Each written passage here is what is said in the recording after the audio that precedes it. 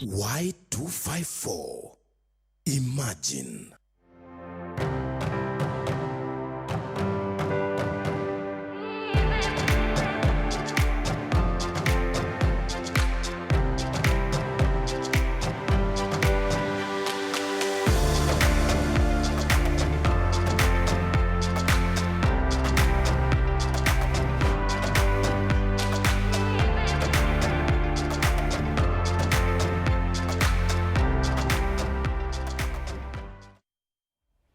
Welcome back to Y254 TV. I hope you're having a lovely evening and the cold has not gotten to you yet. We are coming to you live from Nairobi, Kenya, streaming from the broadcasting house, and I'm glad to have you again on Power Talk. My name is Cheryl Blessing, and this evening I want us to discuss a conversation that is very close to most of us. I want us to understand drug and alcohol addiction. How can we recover from that? What are some of the factors that lead us to drug addiction? And joining me this evening is Crispus Kimaru, who is an addiction counselor and a recovery coach. Welcome, Crispus. Thank you. It's very lovely to have you here with us. Thank you. It's also a good opportunity, and thanks again for having me here.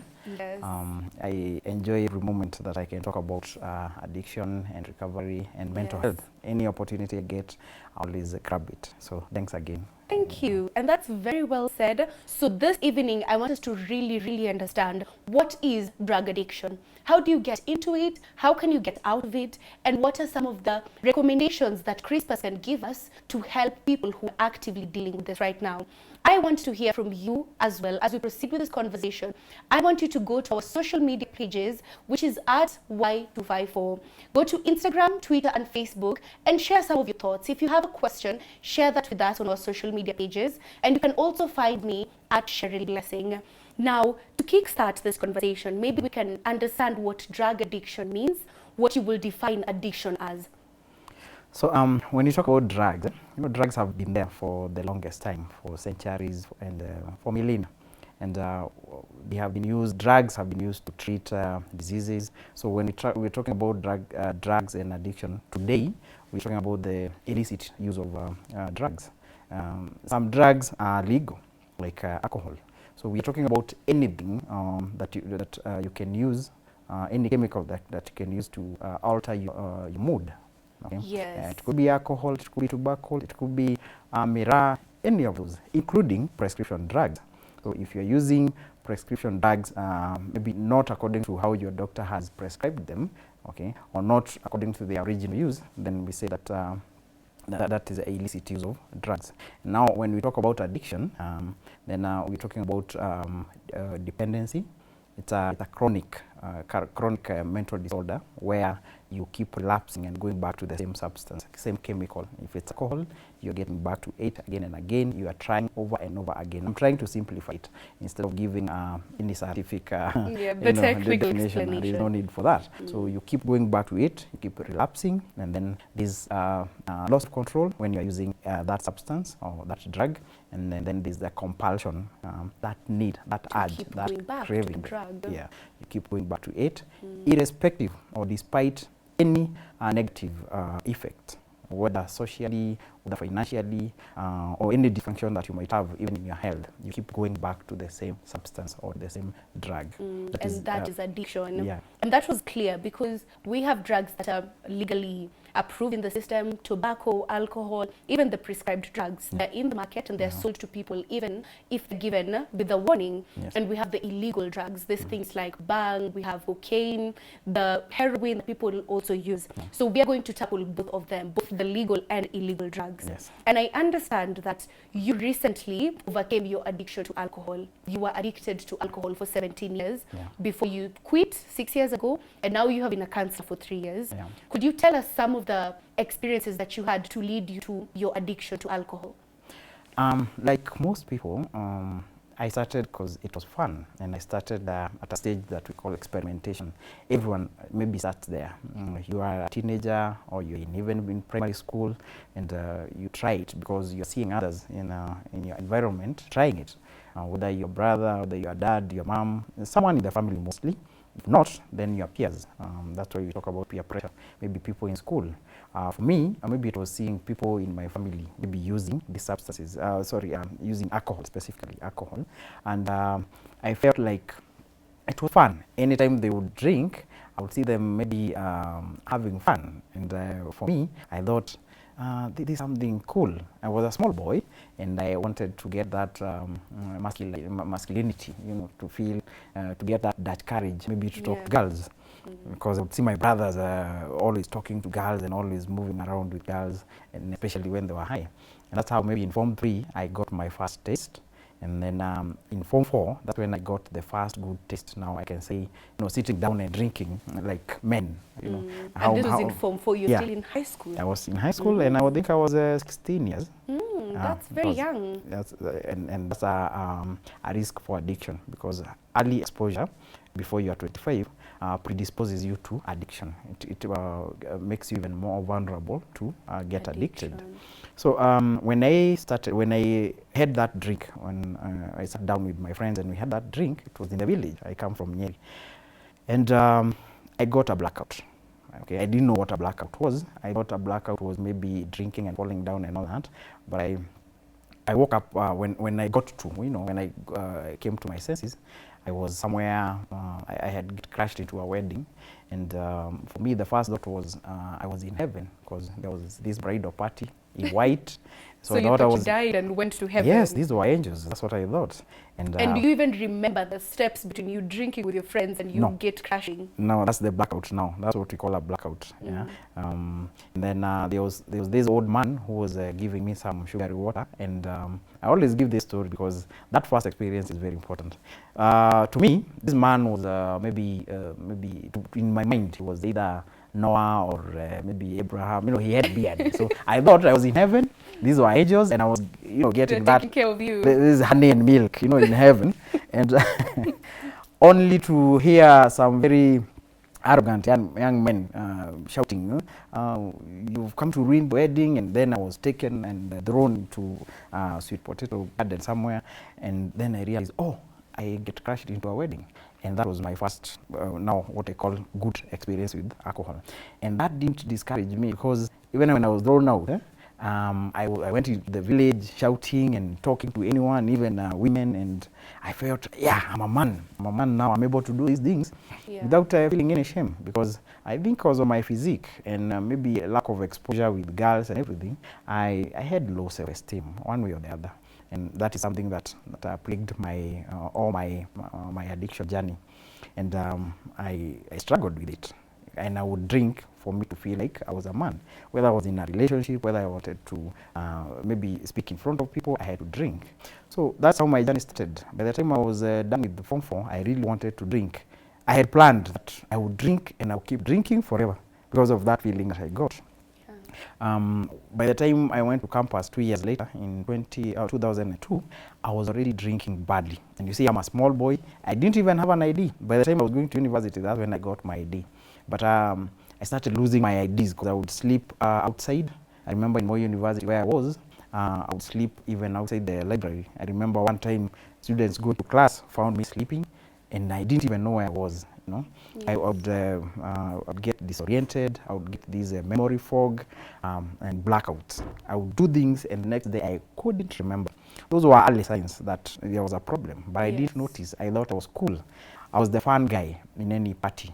I would be the one break dancing, I would be the one doing crazy stuff, and then I would be the one being beaten, because it always used to happen. Yeah, I think I received so many slaps, especially from women, because you know, after drinking, I would think everyone loved me, and I would try to hug, and you see I'm smelling and all that. So my journey in the 4 years I was in campus, it was like a blur. I was drinking heavily, getting into messes. Now I moved from Moratina, and now moved to Changa, Busa, and then there were the sachets, the 10 bob sachets and 20 bob. I don't know whether you know about those. They were so cheap and they were so accessible. And I think that was a turning point, not only in my life in drinking, for so many people my age, because the alcohol was there. It was all over. Affordable and available all over. Yeah. And you see, availability is another risk factor, just like early exposure. If the alcohol is there, like today, there are so many bars all over. Umoja, Zimmerman, Kahawa West. You find so many bars, even more than churches. Or even, and the liquor stores, they're everywhere. They're everywhere now. So in campus, it got worse. Even evolved into a cross addiction to sex, which is an entirely different topic, but it was It's tied together. It's all addiction. Yeah. So I remember the first time I started noticing there was a problem. I started looking for help on my own. I got born again.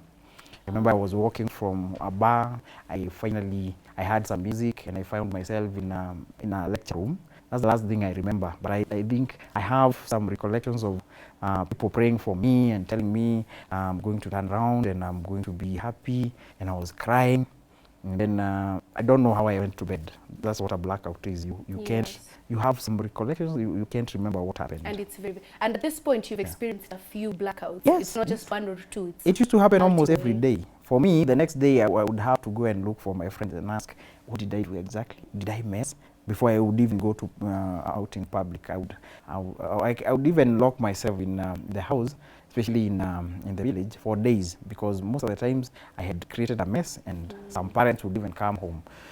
So I got born again. The next day, some people came to my room, and they were asking whether they were calling for Brother Chris, but I didn't know I was Brother Chris. So I was asking, who are you? I'm not your brother. What do you mean, my brother? Then he explained, and then I started, the memories started trickling back. And then my roommates were laughing because they were asking, this one, he got born again. Was he sober? No. And then you expect him, but I said, I'm going to challenge myself. I'm going to get clean. And I stayed clean for 7 months, but then I relapsed. There was a big show in college, a big musician, one of the local musicians came, and then I ended up getting drunk. I was beaten. I found myself in a toilet somewhere in the morning. It was bad. It was bad. While other students were going to class, I would find myself going to the Changaden to help Mama Pima with the firewood and everything, preparing changa so that I could get a drink.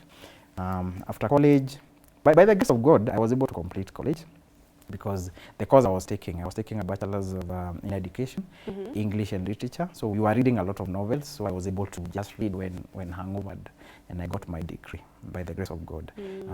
Afterwards, I started teaching in a private school somewhere in Kikuyu, drinking badly, getting sacked, but again, God came through for me.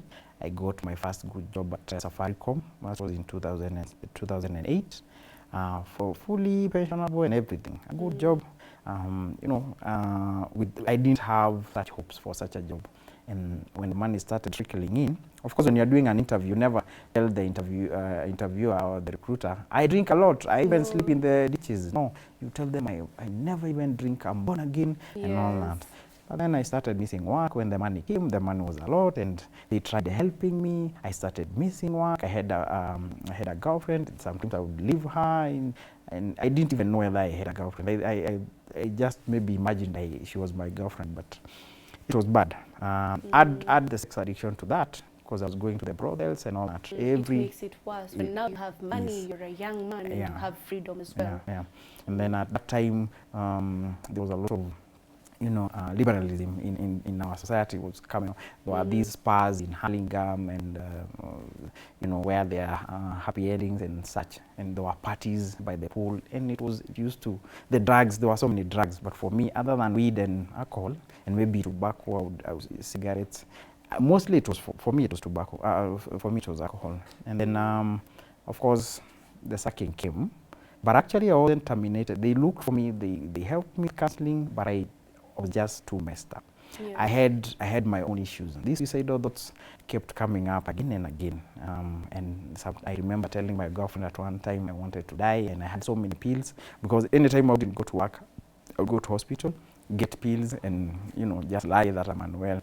So I had these so like I had a pharmacy in my room, and I wanted to die, and I really tried. I stopped going to work. I remember in October 2010 or 2011 there, and they looked for me, the company looked for me, looked for my next of kin. They called my sister, Angela, that was my next of kin. She looked for me, and I was staying in Pipeline, so if I heard she was around, I would go deeper into Pipeline. Of course, she would not venture there. I would hide in the brothels for days, and I started selling my household items one by one, the sofa, the bed, everything. And all that to support the addiction. To support the addiction now, the two addictions. And eventually, a friend of mine, my sister was given the termination letter eventually. And a friend of mine, my best friend James, heard about my plight from a mutual friend. He came for me, took me from Pipeline and took me to Kariobangi South. But at that point, I was shaking. My situation was bad. So in the morning, I had to get a drink, and I started online writing. The only thing I had saved at that time was my laptop. So I got into online writing. But you see, because of the addiction now, I could not sustain even 3 hours working without a drink. So I'd go to the bar first, and then I would tell the barmaid, just give me something to drink. I'm going to the house and work, and I'll bring the money. Most of the times, if I started drinking, some other guys would buy a drink, and sometimes I even found myself washing the bar just to get a drink. It was that bad. Went on like that, and eventually, I remember in 2011, at one point I was drinking in Kariobangi South. Then the next morning I found myself somewhere in Westlands in the morning. I didn't even know it was Westlands. I just woke up and asked a security guard where I was. He told me I was in Westlands. Then I looked like a chocoride. I didn't have a phone. I didn't have anything on me, no ID. And you've mentioned that you lost your documents. So many times. So I remembered there was a Chiromo, like a rehab. I had heard people talk about that. And I said, maybe this is the time I thought I would just walk in and get help. And I walked there. But before I walked to Chiromo, I went to the mortuary side. And at the gate, I told them I'm a client, you see, at the mortuary gate. And told them I'm a client. And they asked me, are you serious? You are dead. I asked them, why, what are you saying? This is rehab. So they directed me to the other side of the road. Actually, let me stop you there. That's a very interesting story so far. There are so many themes that I've taken note of. The fact that you thought it was fun. Yes. The kutoa lock. Kutoa lock is very common with people. You wake up and you want to kutoa lock. Also with the liquid courage aspect and so many other factors. So I want us to go on a very short break and come back and dive deeper into this conversation and understand how he overcame all that and finally got his life back. So you can still find us on our social media pages at Y254. When we come back, we will be sampling some of your comments. So stay tuned. This is Power Talk.